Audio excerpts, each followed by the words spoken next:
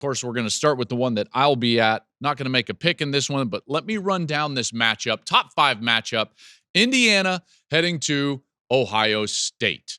So the Buckeyes take on the Hoosiers, and everybody is wondering about Indiana and how they're going to fare in this game, as what I think a lot of people are thinking is their most difficult test, going to face Ryan Day and the Ohio State Buckeyes, and they are correct. All of those that believe that. This is the stiffest test for Indiana, and more so because they just don't do this all that often.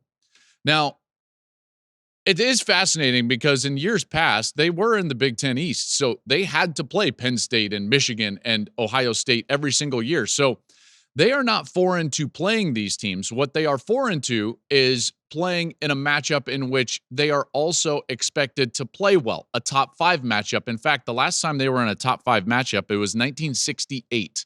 The Rose Bowl in 1968 against USC. Meanwhile, Ohio State is playing their 3rd top 5 matchup of the season. You know, they kind of live in these atmospheres. And to be candid, like, this is all Ohio State thinks about, is these type of games. They think about Michigan. They think about these types of games, and they refer to them as matchup games. When talent is equated, how do we play? So Ohio State's entire program is built for matchup games. Meanwhile, Indiana is this upstart with all these JMU transfers that came with Curt Cignetti, and now we're going to figure out what they do in a matchup game for the first time. From that standpoint, this is incredibly fascinating in terms of the narrative surrounding these two programs, where they've been in college football, and then what we get on Saturday in the shoe. The news, though, that is going to dominate over the next couple of days, and you heard it yesterday, and when we were recording yesterday's episode, we started getting rumblings of this, and I didn't want to address it then until we knew for sure. And news this week is that center Seth McLaughlin, who is playing at an All-American level, he transferred in from Alabama, and he's really been a mainstay for them. And if you talk with the coaches, they talk about him as being not just he's playing well, but like vital to their success. Seth McLaughlin tore his Achilles reportedly in practice, which is just an absolute gut punch for Ohio State because of what he's meant to their offensive line and then their offense as a whole. They've talked about his professionalism, his play on the field, him and what he means to Carson Hinsman, who went in at left guard in their previous reshuffle of the offensive line after they lost Simmons, their starting left tackle. So now they're going to be down Simmons. They're going to be down McLaughlin. And there's going to be questions surrounding how exactly they're going to roll out this lineup. They had found a really good system with Carson Hinsman, last year's center, at left guard, while Donovan Jackson moved out from left guard to left tackle. Hinsman has a whole season of center experience under his belt. Now, it didn't go all that great late last year, and it's one of the reasons why they brought in McLaughlin and he won that job. Do they go back to Hinsman at center and then say, like, Austin Severan comes in and plays guard, which he has rotated in for the majority of the year? Or do they go with a guy like Josh Padilla, who's been taking the backup center reps for the bulk of the season? I think that this is not going to get the amount of coverage that it probably should. I'm here to tell you, this is massive for Ohio State. Massive. Because he was the foundational piece of the offensive line, right in the middle. And they had been struggling at each guard spot, but he was the foundation. So they felt like they could get away with some of that guard play. And then they started to solidify some of that guard play with Hinsman coming in there at left guard. And now the middle of that offensive line is a major question mark for Ohio State. Major question mark. And that is not where you want to be when you're going into a matchup game against Indiana. When you're going into a matchup game, even though not record-wise, but certainly talent-wise in the interior against Michigan next week.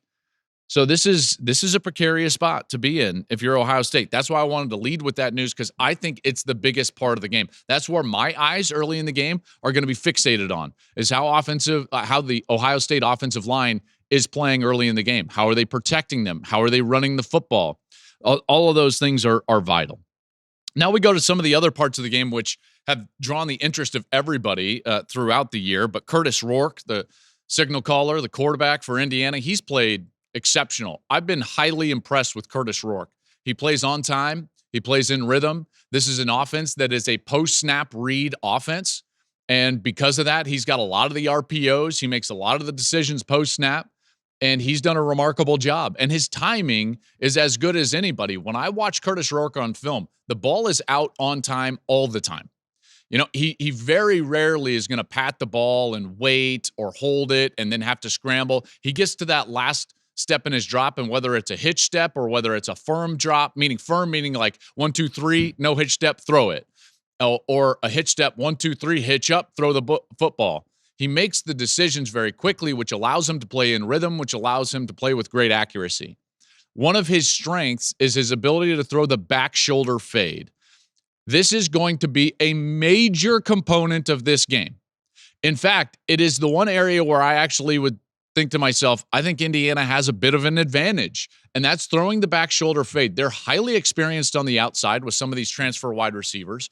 Rourke is as good as anybody in college football at the timing and accuracy of that back shoulder fade. The back shoulder fade, if those of you that don't know, that's when your wide receiver runs a fade route, and rather than trying to throw it over the top with touch, you basically drive it at his back shoulder, and then he just drops out of it and comes away with the football. They do it exceptionally well. And I think that they're going to try that. Man, if I said 8 times, I think that would be low. They're going to throw 8 to 15 back shoulder fades. I'm convinced of it because that's where Oregon attacked Ohio State, not specifically with the back shoulder, but with the one-on-one on the outside. Ohio State's defense is number 1 in the country right now. They're one of the great defenses in college football. But where they have shown that they are susceptible is the outside, the 2 corners. You know, Denzel Burke got beat against Oregon, granted against elite speed.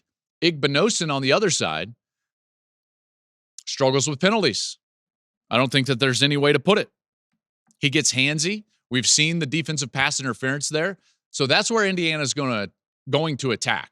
Now we go to the offensive side for Ohio State. And aside from the offensive line, maybe they neutralize the effect of losing their center by just making it a game that's played on the perimeter. If they do that, they have a huge advantage. That's obvious. Emeka Egbuka on the outside, Carnell Tate on the outside, and then the guy that I love, Jeremiah Smith. Is this the game that we see them just target Jeremiah Smith like they used to do with the Marvin Harrison? It could be. I don't think that you can defend him. I think that I've been waiting for Ohio State to just, whether it's a series or a quarter or a half or a game, just say, you know what?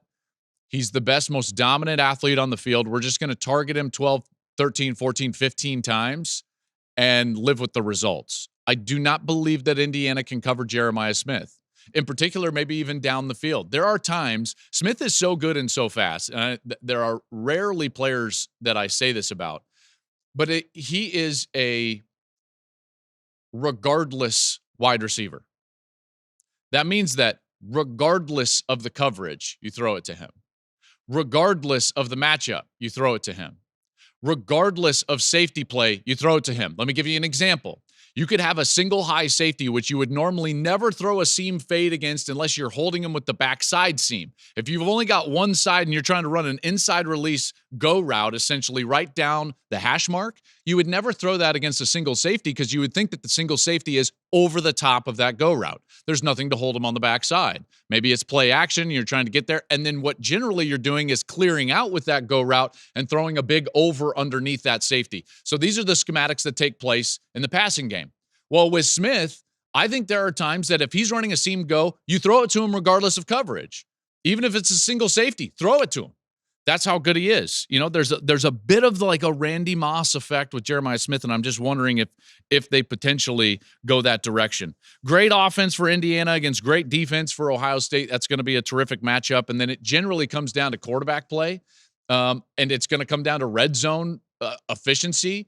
Ohio State's defense has been one of the great red zone defenses in college football. Meanwhile, Indiana's offense has been one of the more efficient red zone offenses in college football. Which team can hold the opposition to field goals rather than allowing them touchdowns? All the old adages apply, and I can't wait for the game. We will be there. Big Noon Kickoff is live in Columbus. Gus, Ginny, and I have the call noon Eastern as Big Noon Saturday rolls into Columbus. Thank you for watching the Joel Klatt Show YouTube channel. And if you liked this clip, make sure to like it and subscribe to the channel, and you can stay up to date on all of my college football coverage.